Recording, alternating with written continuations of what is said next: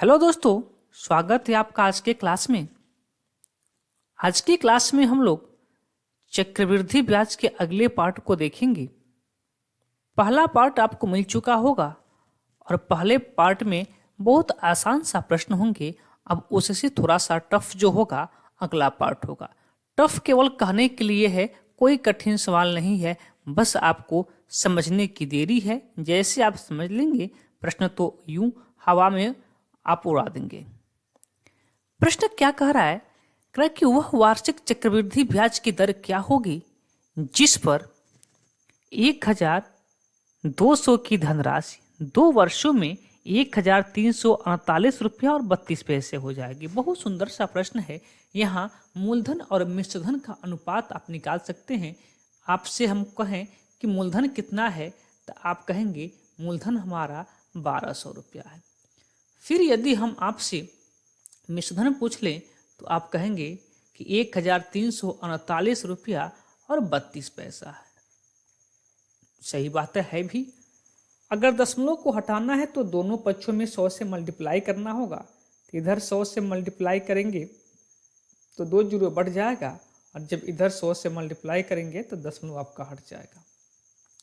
बात 2 वर्ष की हो रही है, इसलिए यहाँ हम डाल देंगे स्क्वायर रूट। यदि बात 3 वर्ष का होता तो हम डाल देते क्यूब रूट। इसको हम 3 से संक्षिप्त कर लेते हैं। 3 से संक्षिप्त करेंगे क्या होगा? 3 चौको 12 और यहाँ पे कितना जीरो? 4 जीरो। एक एक स्टेप में सॉल्व कर रहा हूँ, एक एक स्टेप ध्यान से देखेंगे, ठीक है। यहाँ यदि 3 से संक्षिप्त किया जाए तो 3 चौको 12, 3 चौको 12 और 3 नवा 27, 3 चौको 12, 3 चौको 12, ठीक है, स्क्वायर रूट। अब 4 का जो स्क्वायर रूट होता है 2 होता है और 4 जीरो है, तो जब बाहर निकलेगा तो 2 जीरो हो जाएगा। यहाँ देखिए एक किसका होता है तो 44 9 44 होता है 1 2 1 का। 44 9 44 1 2 1 का क्या होता है? स्क्वायर होता है। अब यहाँ देखिए 200 रुपया आपका मूलधन है तो 212 रुपया आपको ब्याज मिला है। सॉरी, 212 रुपया आपका मिश्रधन मिला है, तो ब्याज कितना मिला है आपको? 12 रुपया। यानी कि 12 रुपये का ब्याज मिला है किसके ऊपर? तो आपका मूलधन है 200 के ऊपर। प्रतिशत के लिए आपका 100 हो जाएगा। 2 जीरो से 2 जीरो कट जाएगा और 2 6 के 12, क्या आपको मिला? 6%। यही आपका उत्तर है, ऑप्शन नंबर बी। अगला प्रश्न देखिए, अगला प्रश्न क्या कह रहा है आपसे। देखिए बहुत सुंदर सा प्रश्न भी है। करें कि ब्याज की गणना वार्षिक चक्रवृद्धि आधार पर करने पर चक्रवृद्धि ब्याज पर दी गई एक निश्चित धनराशि 2 वर्ष में 3025 हो जाती है। 2 वर्ष में कितना हो जाती है? 3025 हो जाती है। अच्छी बात है, हो जाती है। और 3 वर्ष में कितना हो जाता है? तो 3 वर्ष में आपका हो जाता है 3327 रुपया और कितना पैसा? 50 पैसा, ठीक है। अब यहाँ देखिए 2 वर्ष में और 3 वर्ष में दोनों के बीच का अंतर क्या है? 1 वर्ष का है, ठीक है। कभी कभी इसके बीच का अंतर 2 वर्ष ही भी आ जाता है, और अधिक से अधिक 3 वर्ष तो बहुत ना के बराबर आता है, सबसे अधिक 1 वर्ष का ही अंतर देता है। अगर यहाँ 2 वर्ष का अंतर पूछता तो आप यहाँ पे क्या लगा देते? स्क्वायर रूट, जो पीछे वाले प्रश्न में आप पढ़े हैं। अगर 3 वर्ष का अंतर होता तो क्यूब रूट, लेकिन 1 वर्ष का अंतर है तो कोई दिक्कत नहीं। यही आपका मूलधन और आपका मिश्रधन का अनुपात हो जाएगा। कहेंगे कैसे? ये तो 2 वर्ष का चक्रवृद्धि ब्याज है, सॉरी मिश्रधन है, चक्रवृद्धि मिश्रधन है। तो एक बात आप भूल रहे हैं कि चक्रवृद्धि ब्याज में जो पहले वर्ष का मिश्रधन होता है वह दूसरे वर्ष के लिए मूलधन भी होता है, और जो दूसरे वर्ष का मिश्रधन होता है वह तीसरे वर्ष के लिए मूलधन भी होता है। तो वही बात है, जब ये दूसरे वर्ष के लिए मिश्रधन है तो तीसरे वर्ष के लिए क्या होगा? मूलधन होगा, ठीक है ना। चलिए अभी क्या हम करते हैं, दशमलव को यहाँ से हटा लेते हैं। दशमलव को हटाने के लिए 10 से इधर मल्टीप्लाई करना पड़ेगा, तो 10 से इधर भी मल्टीप्लाई, और जैसे ही 10 से इधर मल्टीप्लाई करेंगे आपका दशमलव हट जाएगा। हमने दशमलव हटा दिया। अब देखिए आपको ब्याज कितना मिला है, तो ब्याज कितना मिला है घटा लीजिए, तो आप कहेंगे 505 आपका 7 5 2 2 2 0 3 0 तीनों और 3 3 ठीक है। आपको कितने का ब्याज मिला है, तो 3025 रुपये का ब्याज मिला है।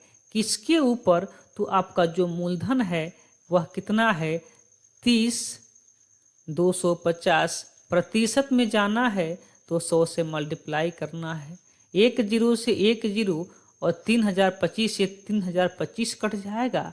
आपको क्या मिला 10% आपका दर मिला। किस में है, तो 2 ऑप्शन में है। अभी हमको आगे तो हल करना पड़ेगा। अगर एक ही ऑप्शन में होता तो हम आंसर टिक करके निकल जाते, लेकिन जब 2 ऑप्शन में है तो कोई बात नहीं। अब यहाँ से करना आपके लिए आसान हो जाएगा। 10% की वैल्यू क्या होती है, तो आप कहेंगे 1/10, यानी कि 10 रुपया मूलधन है तो 1 रुपया ब्याज मिलेगा। तो आपका मूलधन कितना है, मूलधन कितना है 3025 सॉरी, ये आपका 2 वर्ष का मिश्रधन है, माफी चाहते हैं 2 वर्ष का मिश्रधन है। हमसे मूलधन पूछा गया है, हमसे मूलधन पूछा गया है। तो आप बताइए मूलधन इससे ज़्यादा होगा या कम होगा, तो आप कहेंगे कम होगा। यहाँ 10 रुपये है तो 1 रुपये का ब्याज 11/10, तो मूलधन आपका कम होगा, इसलिए कम वाला ऊपर और अधिक वाला नीचे। बात 2 वर्ष की हो रही है इसलिए 2 बार मल्टीप्लाई। अब इसको 11 से काटेंगे तो 11 दूना 22, और यहाँ क्या बचेगा आपका 11 दूना 22 8, 11 सत्ते 77, 11 सत्ते 77, 11 पच्चीस 55।